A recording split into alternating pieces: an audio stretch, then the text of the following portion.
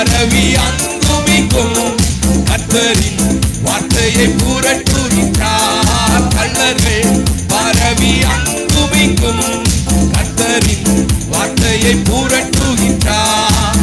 கர்த்தரே வாரும் வாஞ்சையை தீரும் கருத்துடன் நாம் விழித்திருப்போம்.